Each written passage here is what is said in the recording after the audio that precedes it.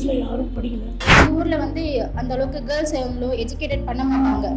எங்கள் 2 பேரும் பக்கத்து எங்கள் வீட்லேயும் படிக்கல, நானும் படிக்கல. ஆனால் இப்போ பார்த்தீங்கன்னா எங்கள் ஊரில் வந்து எந்த கோர்ஸ் வந்தாலும் வெளியே தைரியமாக அனுப்புகிறாங்க. நீங்கள் வந்து பார்த்த வாட்டி தான் வந்து ஓகே நல்ல முடியும் அப்படின்னு இருந்துச்சு.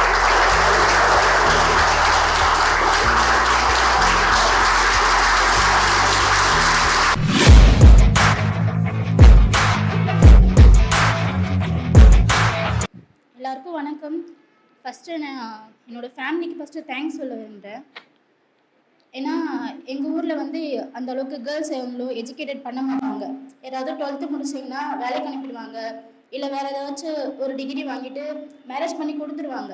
அந்த அளவுக்கு இல்லை யாராவது அதுவும் கேர்ள்ஸுக்கு யாரும் இம்பார்ட்டண்ட்லாம் கொடுக்க மாட்டாங்க. அந்தளவுக்கு பசங்களும் அதுவும் படிக்க மாட்டாங்க. இன்ஜினியரிங் ஏதாவது முடிச்சுட்டு சீக்கிரமாகவே கல்யாணம் பண்ணி வச்சுருவாங்க எல்லாருக்கும். நானும் அப்படிதான். இப்போ ஏதாச்சும் நான் 12th முடிச்சுட்டு இப்போ எங்கள் வீட்டில் வந்து என்ன பண்ண போகிறேன் அப்படின்னு கேட்ட வாட்டி நான் இல்லைம்மா நான் எம்பிபிஎஸ்க்கு பண்ணலான்னு இருக்கேன், நீட் எக்ஸாம் எழுதலாம் இருக்கேன் அப்படின்னு கேட்ட வாட்டி வீட்டில் ஃபஸ்ட்டு பயந்தாங்க. ஏன்னா சரௌண்டிங் அப்படி அங்கே இருக்கிறவங்க யாருமே வந்து எஜுகேட்டட் கிடையாது. எல்லாருமே வந்து ஃபஸ்ட்டு பயமுறுத்துனாங்க. எதுக்கு யாருமே பண்ணாததை ஏன் இப்படி பண்ண வைக்கிறீங்க, ரிஸ்க்கு தானே இதெல்லாம். இப்போ ஒரு வருஷம் போயிட்டு அந்த பொண்ணால படிக்க முடியல, ஒரு வருஷம் வேஸ்ட்டு. அதுக்கு நீங்கள் ஏதாவது ஒரு டிகிரியோ அதை வாங்கி கொடுத்து நீங்கள் மேரேஜ் பண்ணி வைத்துடலாம். அதுவும் எங்கள் வீட்டில் வந்து பையன் கிடையாது, 2 பேருமே பொண்ணு தான். வில்லேஜ் தானே, பையன் இல்லைனாலே வந்து அப்படிதான் பேசுவாங்க. ஏன்னா அது சரௌண்டிங் எல்லாமே அப்படிதான் இருக்கும்.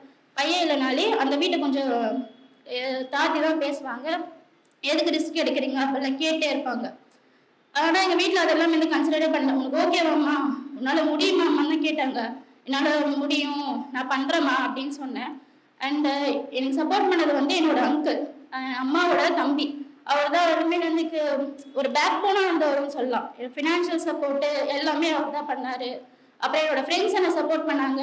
அப்புறம் என்னோட பிரதர், ஒரு நேம் வந்து பிரவீன். எப்போ நான் டவுனாக இருந்தாலும் அவங்க தான் சரி ஓகே அவங்க பேசட்டும், நீ படி உன்னால் முடியும் அப்படின்னு சொல்லிட்டு அவங்க தான். பாசிட்டிவ் கமெண்ட்ஸ்லாம் வந்து எனக்கு கம்மியாக தான் வரும்.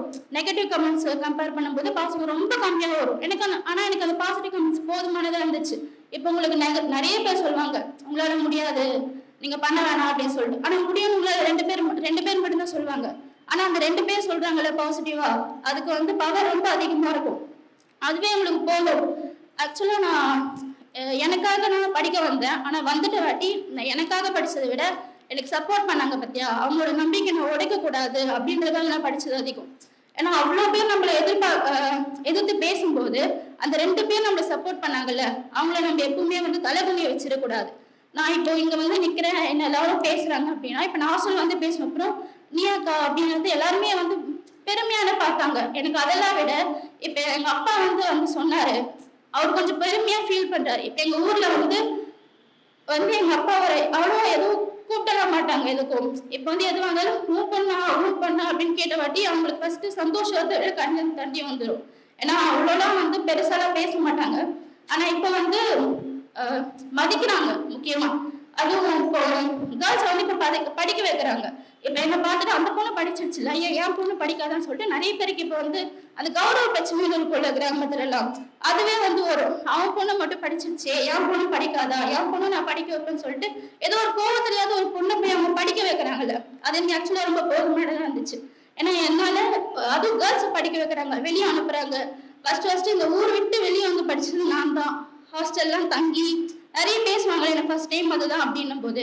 ஆனால் இப்போ பார்த்தீங்கன்னா எங்கள் ஊரில் வந்து எந்த கோர்ஸ் வந்தாலும் வெளியே தைரியமாக அனுப்புகிறாங்க. பொண்ணுங்க தானே படிக்கக்கூடாதுன்னு சொல்லிட்டு யாருமே எனக்கு சொன்னது கிடையாது. அண்டு என்னோட இன்ஸ்டியூட்டுக்கு நான் ரொம்ப தேங்க்யூ சொல்லிக்கிறேன். ஏன்னா ஆக்சுவலாக எனக்கு இன்ஸ்டியூட்டில் சேர்ந்து படிக்கணும்னு தெரியாது, நீட் எக்ஸாம் ஒன்று இருக்குன்னு தெரியும். அது பாஸ் பண்ணாதான் வந்து காலேஜில் வந்து சேரணும் அப்படின்னு தெரியும். மற்றபடி இப்போ காலேஜ் அவர்ஸ் என்ன நினச்சிட்டு இருக்கீங்க, இப்போ ஏதாவது மார்னிங் போயிட்டு ஷிஃப்ட் மாதிரி வந்துடுவாங்கல்ல, ஆஃப்டர்நூன் போயிட்டு, அதே தான் நான் மெடிக்கல் காலேஜ் நினைச்சேன். ஏன்னா மெடிக்கல் காலேஜ் எதுவுமே நாலேஜே கிடையாது, அங்கே இருக்கிறவங்களுக்கு எதுவும் தெரியாது. ஏன்னா கேட்டாலும் சொல்றதுக்கு உங்களுக்கு யாருக்கும் தெரிஞ்சிருக்கணும்ல, அவ்வளோ எதுவும் சர்ச் பண்ணி பார்க்க மாட்டாங்க, எதுவுமே தெரியாது. எல்லாமே டவுட்ல கிளியர் பண்ணி இந்த இன்ஸ்டியூட்டை ரெஃபர் பண்ணது வந்து என்னோட அங்கிள் தான். நீங்கள் வந்து பார்த்த வாட்டி தான் வந்து ஓகே நல்ல முடியும் அப்படின்னு இருந்துச்சு. ஆக்சுவலாக வந்து தமிழ் மீடியம் ஸ்டூடெண்ட்டு, அவங்க வந்து என்சிஆர்டி புக் தான் வந்து ஃபாலோ பண்ண சொன்னாங்க. ஆக்சுவலாக அது ஃபுல்லாமே இங்கிலீஷ் தானே. எனக்கு ஃபஸ்ட்டு பயமாக இருந்துச்சு, இங்கிலீஷில் தானே நம்மளால எப்படி படிக்க முடியும். நான் இப்போ சின்ன வயசுலேருந்து எல்லாமே தமிழில் தான் படித்தேன்னா, இங்கிலீஷில் பேசவும் மாட்டேன், அவ்வளோ லெட்டர் ரைட்டிங் கூட எதுவுமே பண்ண மாட்டேன். எதுவுமே தெரியாது. என்ன இசுவாசத்தை போட்டு பேசணும் அவ்வளோதானே இங்கிலீஷ்ல, அது மட்டும் தான் எனக்கு தெரியும். ஆனால் ஆக்சுவலாக அது எனக்கு வந்து இப்போ பெரிய விஷயமாவே தெரில. இங்கிலீஷ்ன்றது ஒரு லாங்குவேஜ், அதுக்கேற்ற மாதிரி எனக்கு ஒரு மெட்டீரியல்ஸ் கொஸ்டின் பேப்பர்லாம் வந்து நிஜமாவே ரொம்ப சப்போர்ட் பண்ணாங்க. அதுக்கப்புறம் எப்போ டவுட்னு போய் நின்னாலும் இங்கிலீஷில் மட்டும் சொல்லாமல் தமிழ்லையும் எங்களுக்கு நல்லாவே ரொம்ப சொல்லி கொடுத்தாங்க.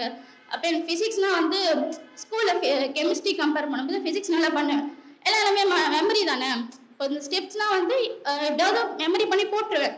ஆனால் இந்த இடத்துல ஏன் பண்ணுறோன்னு தெரியாது. அதில் வந்து பேசிக்லேருந்து எல்லாமே எனக்கு சொல்லி கொடுத்தது வந்து எங்கள் ஃபிசிக்ஸ் சார் விஜய் சார் அவர் எல்லாமே பண்ணார். எப்போ டவுட்டுன்னு போய் கேட்டாலும் எப்போவுமே ஒரு ஃபேமிலி மெம்பர் மாதிரி என்னோட அண்ணானே சொல்லுவேன். நான் ஒரு அண்ணானே கூப்பிட்டுருக்கேன் ஆக்சுவலாக.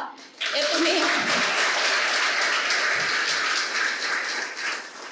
எந்த டவுட் கேட்டாலும் கொஞ்ச நேரம் கழிச்சு வான்னு கூட எப்பவுமே சொல்ல மாட்டார். எப்பவுமே அவர் சாப்பிட்டாம கூட எல்லாமே கண்டிப்பா, ஏன்னா அவர் கூடவே இருக்காரா, அவர் பண்றது எல்லாமே எங்களுக்கு தெரியணும். அதிகமா நைட் ஸ்டடிக்கெல்லாம் வந்து கூட இருந்து எந்த டவுட்னாலும் எப்பவுமே வந்து கிளியர் பண்ணுவாரு. அப்புறம் 12th முடிச்சுட்டு வாட்டி கவர்மெண்ட்ல சும்மா கோச்சிங் மாதிரி கொடுப்பாங்கல்ல, 5 days தான் அந்த கோச்சிங் ஆக்சுவலா போனேன். அந்த 5 days போன வாட்டி தான் வெளியூர்ல இருந்து ஒரு சார் வந்தார். அவர் சொல்லிக் கொடுக்கும் போது தான் தெரியும் CH4னா மீத்தேன் எனக்கு தெரியாது. எனக்கு அந்த 5 நாள்ல தான் தெரியும். 12th படிச்ச அதனால தெரியவே தெரியாது. அப்புறம் இந்த ஐயூபேக் நேம்ல எழுதுறாங்கல்ல, அது ஏன் எழுதுறாங்க, நம்பர் பொசிஷன்ல எது கொடுக்குறாங்க எதுவுமே தெரியாது. ஃபர்ஸ்ட் டைம் சார் அங்கே சொல்லும் போது என்ன இது ஏதோ சொல்றாரே அப்படின்ற மாதிரி தான் இருந்துச்சு. அதுக்கப்புறம் ஒரு எல்லாமே சொல்லி கொடுக்கும்போது ஓ இப்படிதான் பண்ணணுமா அப்படின்னு இருந்துச்சு. கெமிஸ்ட்ரினா என்னன்னு எனக்கு புரிய ஆரம்பிச்சுது. அதே மாதிரி எப்போ டவுட் வந்தாலும் எப்பவுமே வந்து கிளியர் பண்ணி கொடுப்பாரு. ஆக்சுவலாக அவருக்கு நான் ரொம்ப தேங்க்ஸ் சொல்லிக்கிறேன். அண்ட் என்னோட பாட்னி சார் எப்பவுமே அவ்வளோ கிளாஸ்க்கு வந்து அட்டன் பண்ண மாட்டாரோ, ஏன்னா எப்பயுமே தான் கொஞ்சம் ரேராக தான் வருவார். ஆனால் எப்போ வந்தாலும் உங்களுக்கு எந்த டவுட்டாக வந்தாலும் கேளுங்க, ஏதோ வந்தாலும் நான் கிளியர் பண்ணுறேன் அப்படின்னு சொல்லிட்டு எஃபர்ட் எடுத்து எல்லாமே போட்டாங்க. அப்புறம் எங்கள் பயாலஜி மேம் எப்போ போய் புக் எடுத்து போய் நீட்டினாலும் சரி ஓகே நான் சொல்லி கொடுக்குறேன் உட்காந்து சொல்லிட்டு பொறுமையாக எல்லாமே கிளியர் பண்ணுவாங்க. அவங்க எல்லாருக்குமே நான் ரொம்ப தேங்க்ஸ் சொல்லிக்கிறேன்.